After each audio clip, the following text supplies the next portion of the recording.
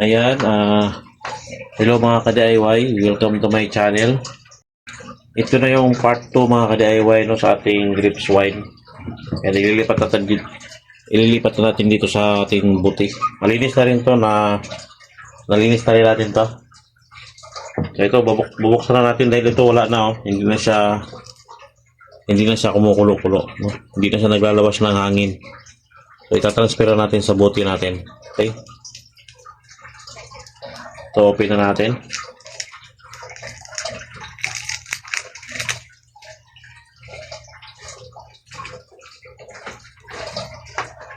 Dahan-dahan lang natin open mga ka-DIY kasi yung latak dito, kita ba? Yung latak. Ayan, ganyan.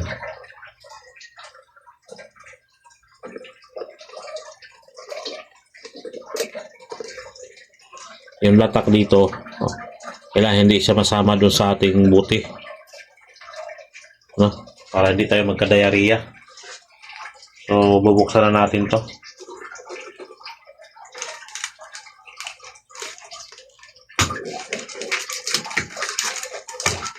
Ayan.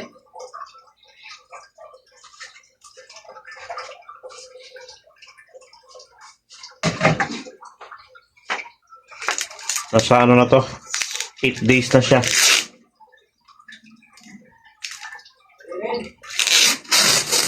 8 days na siyang na-ferment natin.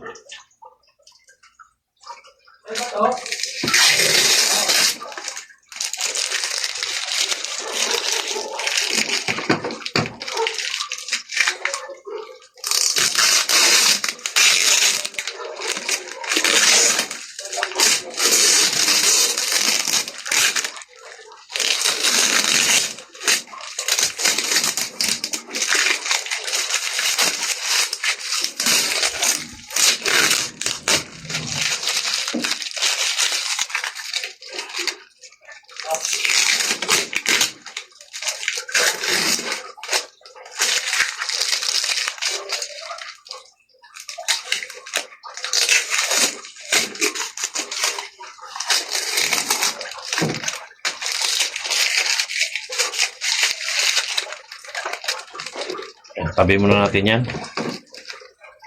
So, open na natin.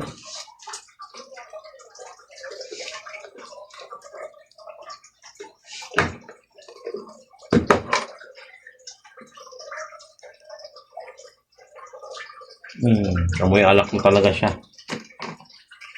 Amoy alak na mga guys. Ayan, i-transfer natin dito, no? Gamitan lang natin ang hose.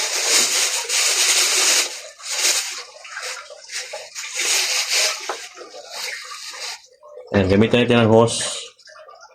Nalinis na rin natin to para hindi masama yung latak niya sa ilalim.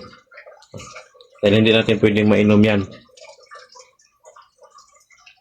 Okay, sipsipin na lang natin to.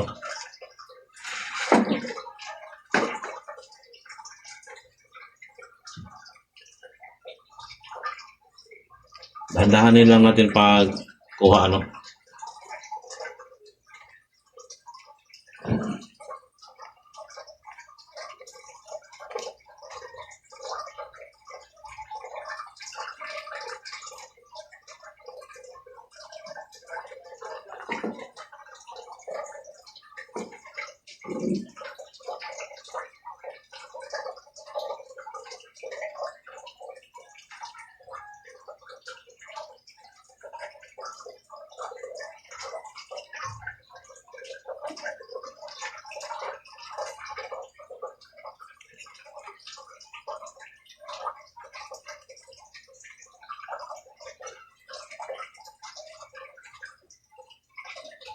Ayan, umagas na. Kita kaya.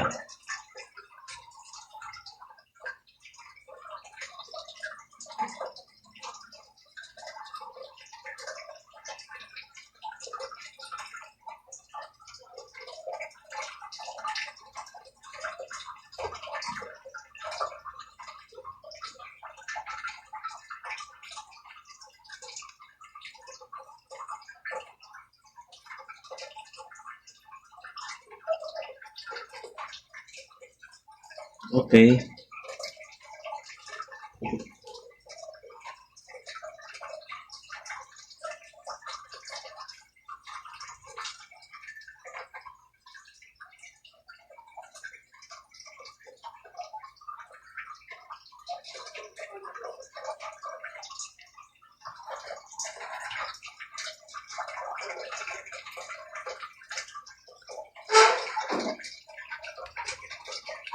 Ayan, puno na siya.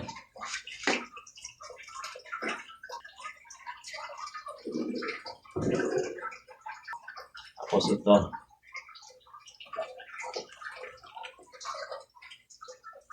Ito na yung grapes wine natin mga ka-DIY, no? Ayan, i-stack din natin ito ng matagal para mas lalong sumarap. Bali, 4 na buti yan kasama sito.